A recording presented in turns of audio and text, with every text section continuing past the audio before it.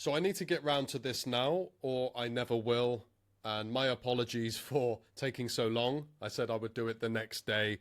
And in typical Dave fashion, I underestimated how busy I would be. And I've just launched the next round of my fluency coaching program, the Fluency Code. And it was a great launch. And yeah, just been really busy with that, managing communities, doing the things that we do. I know a lot of you are in the same boat, so I get it. And I just want to make this now, really, just so it's done. I don't want to keep you guys waiting. And I appreciate all of you putting in the time to do this. It's not easy. Anyone who thinks it is, I've never met anyone who does, to be fair, but you know, building a community, I think if a lot of people realized how much effort it would take in the beginning, they may have never started. But if you keep going, if you keep pushing it, I guarantee you, you will make improvements, you will make gains. I can't tell you how long it will take. I can't tell you how much money it would cost. But if you keep going, just like Hormozy talks about, the only way you fail is if you give up. And so I just want you guys to know that, like, no one out there has just like a smooth ride to the top of the mountain. It's full of obstacles and hurdles and things you have to overcome, and it's not easy. But if you stay motivated, if you have like a bigger goal, a bigger vision, let that be your guiding light. Let that be the thing that keeps you going, even when everything feels like it's a waste of time. And we've all been there, trust me. So I'm just going to answer these questions one by one. I'll shout out the names, the comments, and then I'll post this in the Teacherpreneurs community later. And I'll also put the transcript into GPT or something and give you a document with all of the answers for anyone who wants to use that for their own reference later. But this is from the post, Why Most Teacher Communities Fail and What I Learned After Removing 7,600 Members. A few of you in the community asked questions and made comments, and I'll just go through them one by one, and I'll try not to take too long to do this. So first one, Dr. Jamie Greer says, I have a Learn Spanish community. I think the market may be just too saturated. When you're in the 3,000s in discovery, it can feel defeating. And Brittany then says, do you know how to move up? And then Jamie says, no tengo nigan idea. Not sure what that tengo nigan, but I can guess. So, right. Yes, it can be a little bit disheartening if you're not ranking highly, and like 3,000 on paper seems like quite far away, of course, but you know, I have the speaking gym and it's quite highly ranked and it might look nice, but I'll tell you now, it doesn't mean that you're just going to get loads of members and it's going to be super engaged. I think people want what they don't have, and that what I would be focusing on is just making your community as good as possible. Don't even look at the discovery rank. It's like a vanity metric, ultimately. Like, you could be ranked first, you could be ranked 10,000th. Like, if people are coming to your community, if they're getting involved, that's the goal here. And I can promise you that if you do that, that rank will go up as well. But it shouldn't be your focus. And I know it can feel defeating. Everyone's had, you know, there's always room for improvement. But with Brittany's question, do you know how to move up in discovery? Yes. So there are a few different things you can do. One is, of course, members joining and getting involved and continuing to do so. Another one is like about page conversion, how many people are joining your community. Another one is the biggest thing for me I've seen is like the number of points people earn in the leaderboards. So if you even had like a handful of people who were getting like into the thousands of points on the leaderboard. Now, if you're on the hobby plan, this will still count. You just won't see the leaderboard on the side. You just go to the top. But of course, the leaderboards. I'm sure school are using this to rank communities. Not just that metric, but that is an important metric. I've noticed that when more people have been getting involved and those points have been higher collectively, the community starts to rank higher.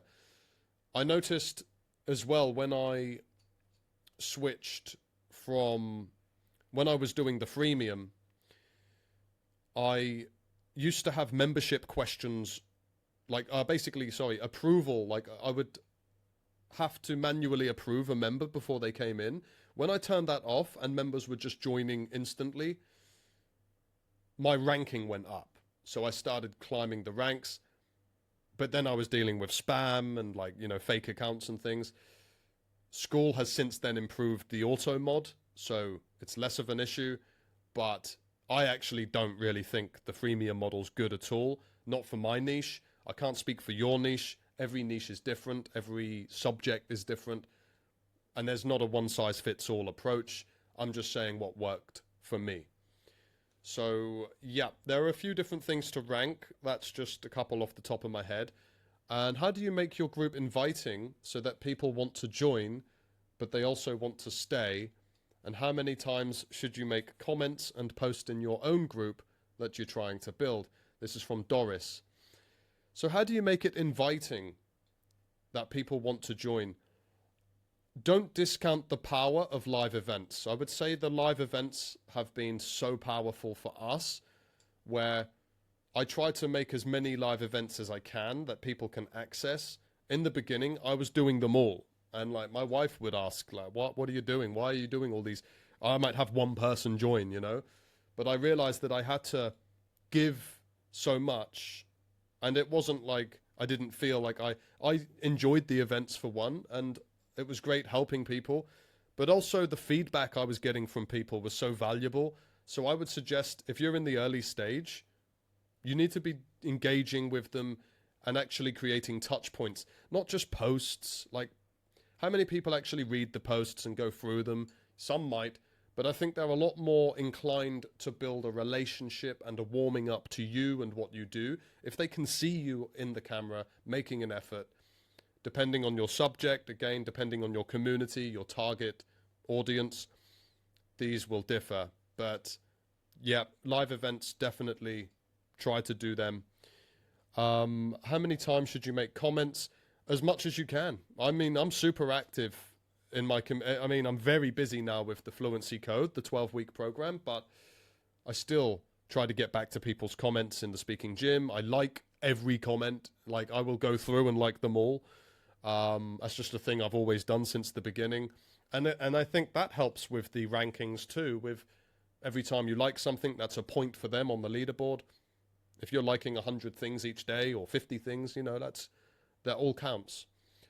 Yeah, and one thing I want to say as well is don't spam your community with lots of posts. I used to do a lot more posts, but now I tend to find maybe 2 or 3 a week is enough. Members will also, they engage, they post with each other, give members responsibilities. Like, we've got ambassadors, they're amazing people, they get involved. Some of these guys have been with us since the early days, when I look back how much it's changed and how far it's come since then. A lot of mistakes, a lot of trial and error, trying new things, but I'm really happy with where we are now. And the ambassadors and the members who contributed so much to the community, help us mold and shape the community, they're like our standout members. And when new members join, they're there welcoming them, just being amazing ambassadors. And I can't thank them guys enough. And yeah, I think if you can get people to want to be a part of what you're building and get behind it, then it's going to be a lot more powerful than just you doing it alone with ChatGPT. Vanessa Escobar, thank you for this. I would like to know, why did you decide to rebrand and how are you attracting the right people? First off, you're welcome, Vanessa. I know you asked me before, quite a while ago, and I never got round to it. So I want to give you a good answer now. Thank you for your patience. So why did we rebrand? Well, this was just my situation. It was called Wonderful World English, which is a funny story, really. Well, it's just how these things come into a life of their own. But I initially started Wonderful World English to be an online school for kids here in China. So it was named after the Wonderful World series from National Geographic, which is like a great learning resource for kids. So then I started, basically the Chinese government made it really difficult to do that. So then I started branching internationally and started social media. And then from there, that started growing a little bit. I was never the face of my social media. I was just the voice doing like vocabulary flashcard things. So that was one thing I learned a lot about, and I would like to share with anyone interested, maybe not right now, just for the sake of time. But we rebranded because Wonderful World English doesn't really reflect what we do and who we serve. We're serving adults who are intermediate to advanced, who can understand the language, but they want to improve their speaking. And I didn't know that in the beginning. It took me time to figure that out. Once I understood that, then I could start building things around them and what they need and what they want. And the English-speaking gym just very neatly and clearly reflects what we do. We're a place for people to come and work out their voice, to train their English, to speak, to connect with other people. Wonderful World English didn't reflect that. It wasn't clear to anyone who saw it for the first time. They weren't sure, is this for beginners? Is this even English learning? You know, Wonderful World English could be something a bit more about culture. And we did incorporate those elements. And a lot of those things are in the community now. Like the community is still the same community. We just changed the packaging. And that's really to appeal to new people who want to improve. And I think Wonderful World English maybe deterred some of the most serious learners. But the English-speaking gym clearly says what it is and thus should attract the right people. And how are you attracting the right people? There's different ways to do it. You can do organic, which we're going heavy on now, paid ads. Really depends on your social media situation. Do you have a following? Are you connected to many people who are in your target audience? So many things. You'd have to answer those questions first for me to give you a more refined answer for that. But I hope the answer previous give you some clarity. Rachel Salinas. So I have an AI community for teacher business owners. What have you found works best to get members engaging with each other consistently and building real connections? I'm less concerned about course consumption. I'm more interested in creating a community people want to be a part of and return to regularly. Love that. And I agree with you. I think the classroom is important and you can include a lot of things there that bring some members value. But again, for me, it was having as many touch points as you could where members not only can access live events regularly like that I do or my teachers do, but even give them the power, the responsibility of running their own live events. Like you can set it up for them and making them moderators and things like that. And that, I think, then builds a community. Like a community is not just one person and a bunch of people who are inactive. It's a system. It's an engine.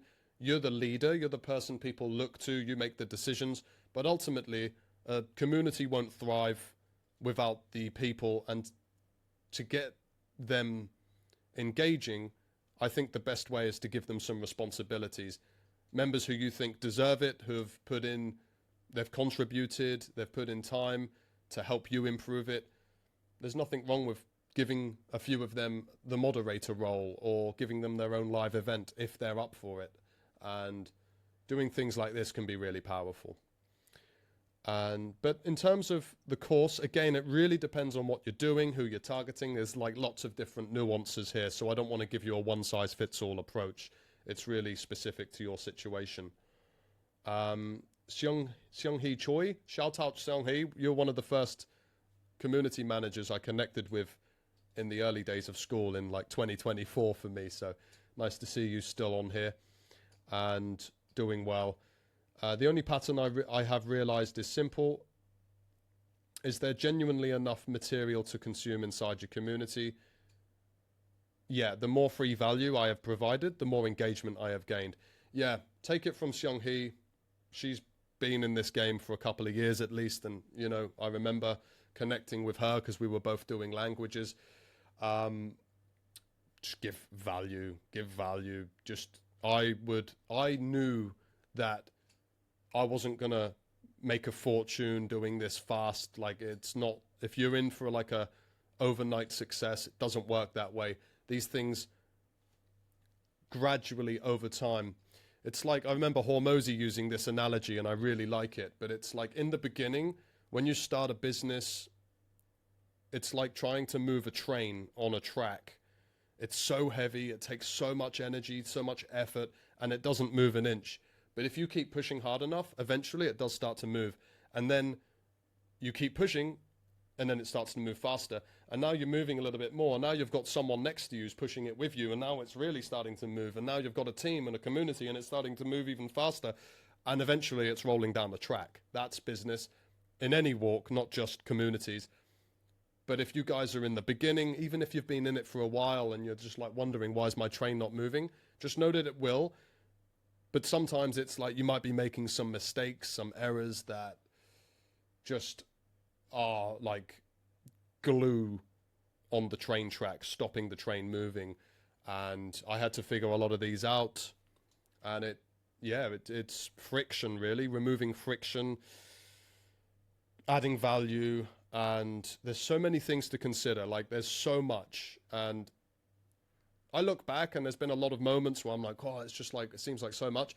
But I'm also very grateful because, like, that's how I've learned, I've now got these skills that I can do these things that I never would have been able to do in the beginning had I not just gone through it, learned the hard way. Sometimes I think there's been so many times, actually, I've had like an idea. I thought it was a great idea. I've tried it and it just wasn't that good. Like, but then I learned. And I'm sure a lot of you guys will be having those ideas now thinking that's a good idea. Then you're going to try it and then it doesn't work. But then you'll find something that does. And that's the thing you go with. Again, it depends on your audience, your niche, your subject, you as a person, your availability, your time, your resources, and so on. Brittany, I also teach Spanish, but I'm likely pivoting to teaching English soon.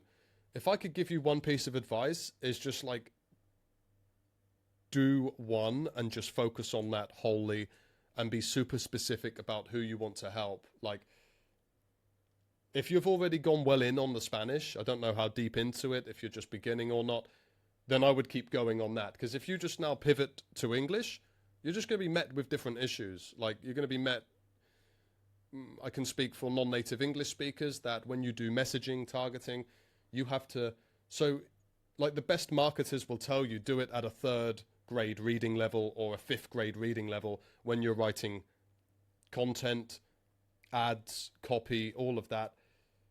Like, that's to a native speaker. When you're trying to get non-native speakers, you need to make it as simple as you can. Like, so direct. That's with English, like non-native English speakers. But if you're targeting natives in your language who are learning another language, then you won't be met with that. So again, it's like different things have different issues. But just on the surface of this comment, if you've already gone a few months into Spanish, just keep going with that, because you're going to be way further along and you're going to be closer to pushing that train than if you just start from scratch and start having to go through the whole process of, working things out. Although in saying that, if you were to do English, you would be more equipped now because you've already started. But again, focus on one and then be super specific within that, what you end up doing. So if you're teaching Spanish, and this is a good example of someone in my community actually started their own English community for Spanish natives recently.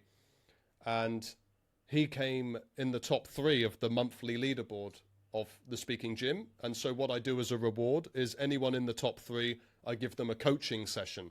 Usually it will be for fluency, for confidence, for English.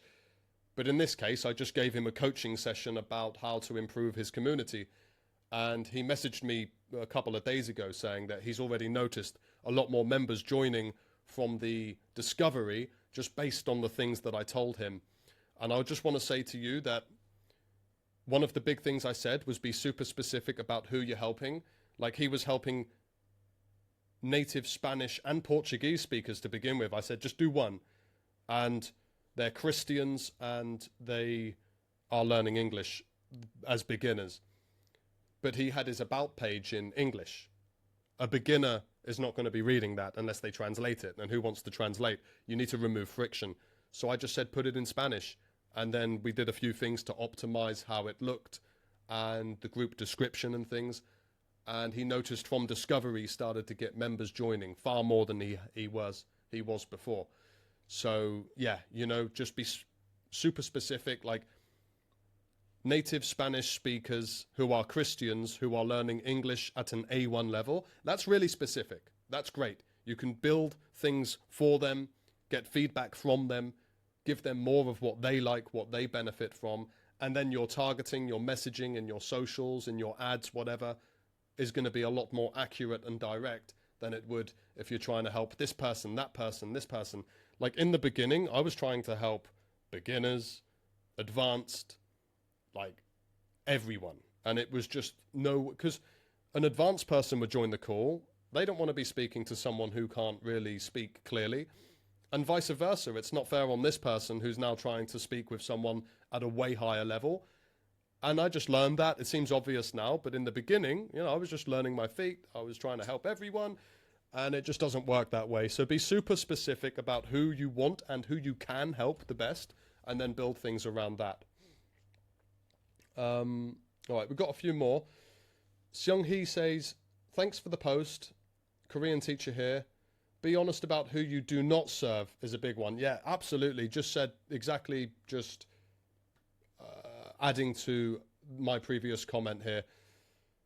Started recently really declining a huge amount of people where I feel my free value will not be appreciated and or used, and two, are not in pain to make a change.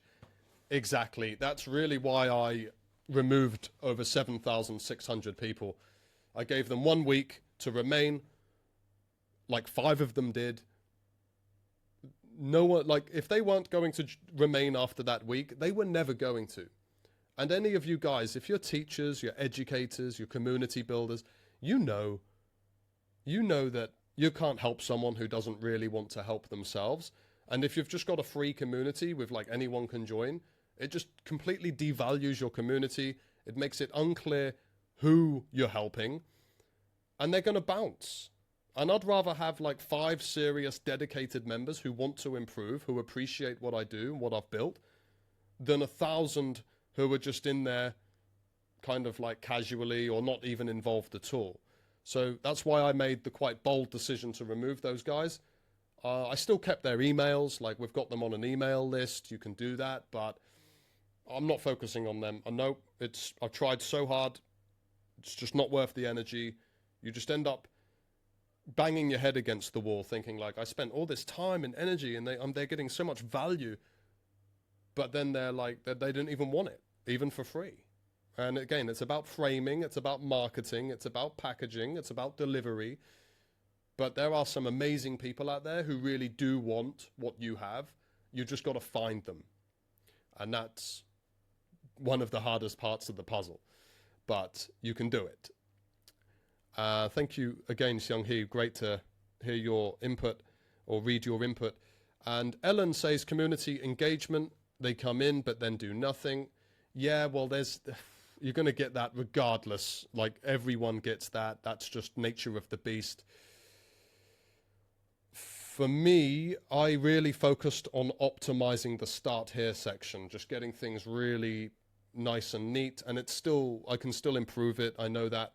But just having a good solid start here section, getting them involved as soon as possible.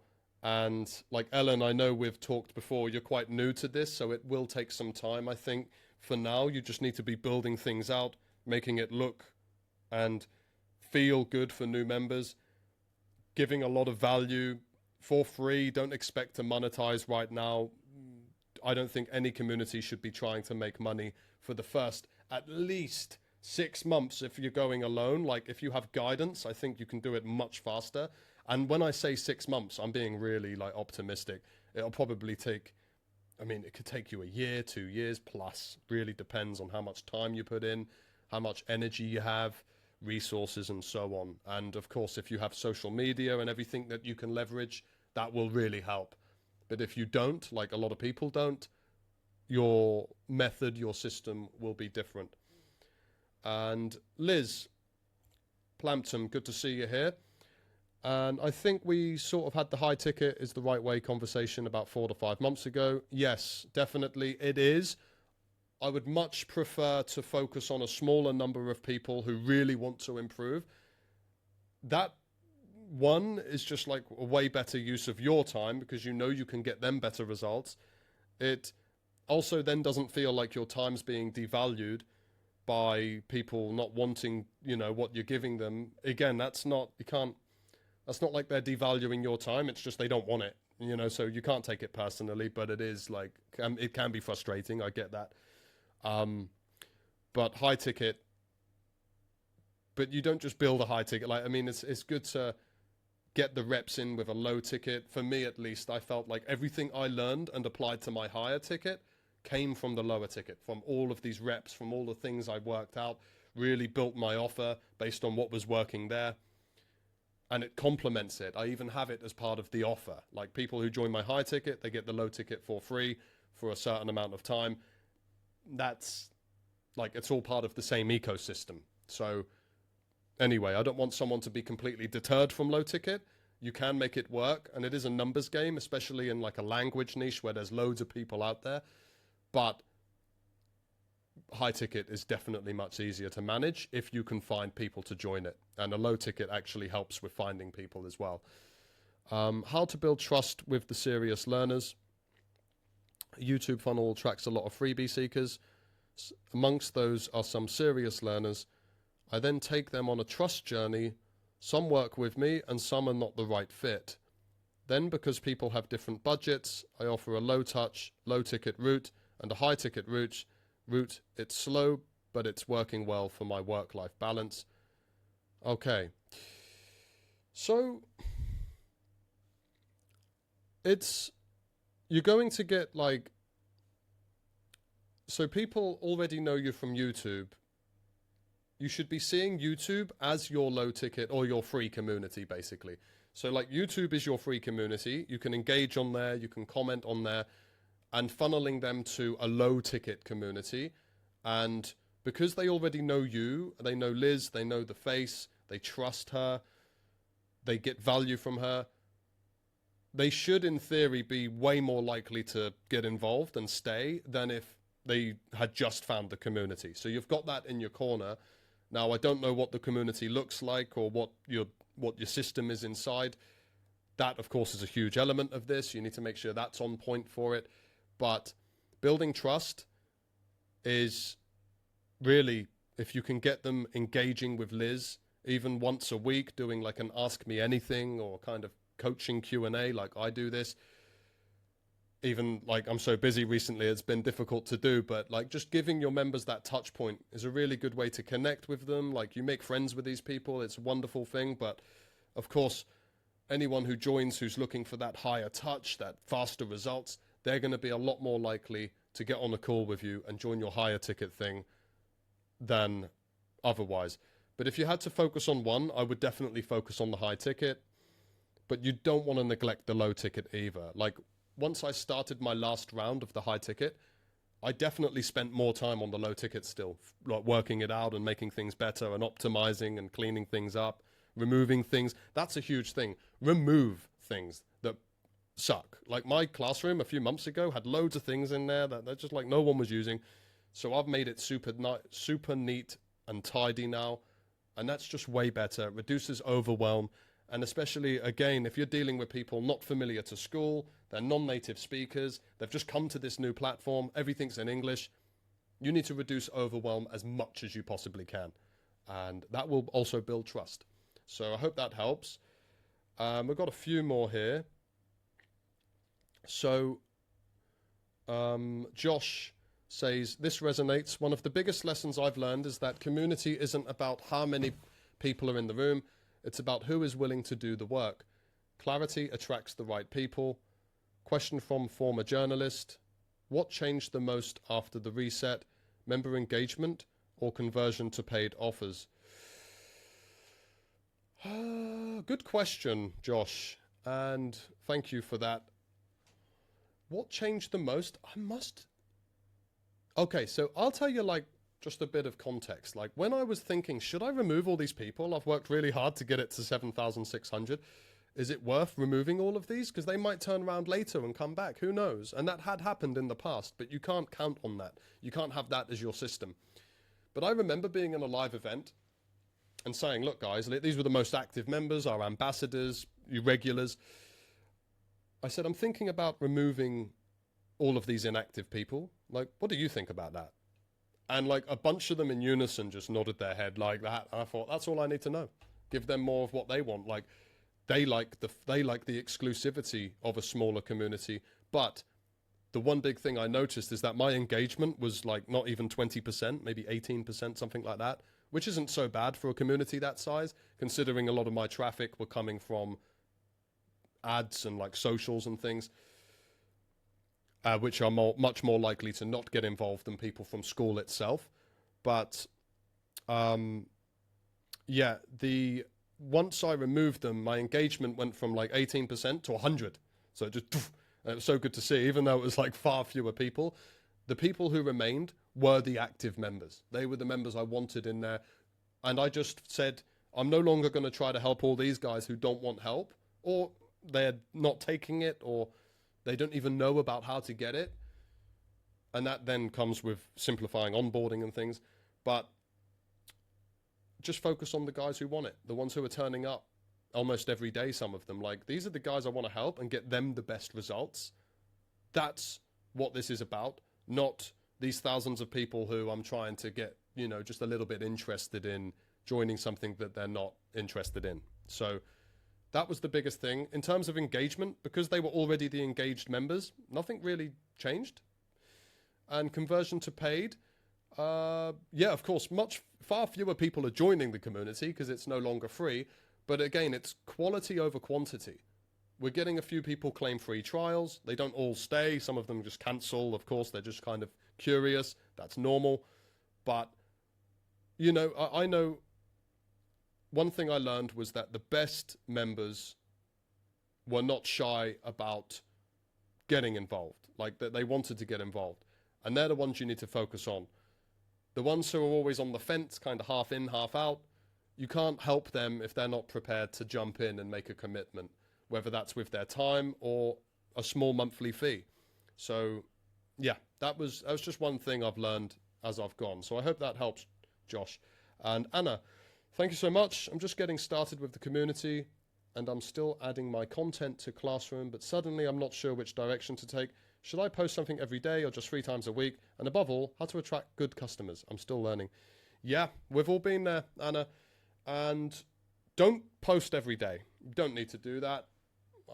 I was doing things like that in the beginning, and just, you don't need it. It's unnecessary. I'll tell you, one live event with you that's accessible is going to be way more powerful than 20 posts. Unless your posts are like incredibly well written and provide lots of amazing value. But like, for the time it's worth, you might as well just do the live call. Do a live call. Do some activities, whatever it is you're teaching, whatever it is you're helping people with.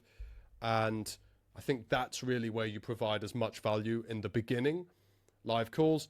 And then if you've got enough engagement, you can start to do things like challenges, accountability stuff. Like there's ways you can go about it depending on your audience, the size of your community, and so on. But you're still adding content to Classroom. Yeah. Again, referring back to what I said earlier, you don't need to go crazy with adding too much. Less is more, actually. If you just had one course that people could follow, put it on a drip, so each day it unlocks the next day, and at the end of it, there's some kind of reward. Could just be a 30-minute one-on-one with you. Something like that, you know, like it's an incentive. And yeah, that is all you really need. Again, I don't know what you're teaching, and you're welcome to give me some more context and I'll help you out. But yeah, just don't worry about posting too much. Like, I like polls. I really like doing polls. I've been doing these quite a lot recently, but I'll just ask members what their opinions are on something. Like, I don't know, I did a funny one, like, even just having a laugh with the community. I had a shave and I kept my mustache and I looked silly, and I just took a picture, put it in the community, and I just commented, or like titled it, "Yay or nay." Vote yay if I should keep it, or nay if I should get rid of it. And that was a bit of fun, got some engagement, like just polls, things like that. Doesn't always have to be educational. You can just do it for fun. And I think that's a really important thing. Don't take it all so seriously. Like, connect with people. This is like social media on steroids. Like, this is way better than just going on Instagram, liking someone's post. You can actually comment, you can have a chat, you can put a video comment if you're awesome. That's like, or a voice note. That's like way better. But, just play with it, have fun. And if you have fun, your members will have fun. And that's it then. And I see Vatsul, good old Vatsul. He's another one I've known since the early days and always got time for Vatsul. Well, you already know what I'm working on. Yes. So offer is my main thing right now. Good to see you active here again. Yeah, Vatsul, just building out your offer right now. We've talked about that a lot on WhatsApp, haven't we? So I don't think need to talk too much about it now, but yeah, just making sure your offer's good for whoever you're trying to help. And for anyone who is interested in building an offer, make sure that it has a time frame and that it has a real clear result. So for me, it is build confidence and fluency and clarity in English in high pressure situations in 12 weeks. The people I want in that program, these are professionals. These are people who need it for their business, for their careers, high pressure situations like meetings, interviews, presentations. That's really clear. Now, I didn't come to this overnight. I just realized I could help these people. These are the people who really wanted to improve fastest, and they were willing to commit to it. So they get the best results. They're really much easier to work with than lots of casual learners. And it's, of course, much more profitable doing that, which is then not devaluing your time, your knowledge, your experience and effort and so on. So, yeah, definitely got a lot of experience with all of this stuff now. So it's like I love being able to give you guys some tips, and just if I can help you avoid some of the things that I did that, got me frustrated and stuff, then I'm glad to help. We're all in this together. Like, I know it's not the easiest thing, building a community, building a business, but I guarantee you that if you keep going, that's really the prerequisite. You just have to keep going. And look, if you're feeling yourself getting stressed, just take a break. Just take a break, go for a walk, do some breathing, pray, whatever helps. Just take a break and then come back to it when you've calmed down and keep going. Or, there's no obligation to always be working. And I find myself guilty of this. Like, I work all the time, like relentlessly. I do enjoy it, but I'm also like, it's in those moments when something happens, or, and then you're like, oh, is this even worth it? And that's up to you. I can't speak for you, but I feel for me, I do have a bigger vision here that I want to really impact and help as many people as I can. And I believe that this is a stepping stone towards that.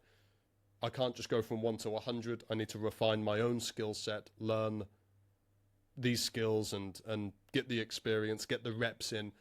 And I've done that a lot, but I know there's still a way to go.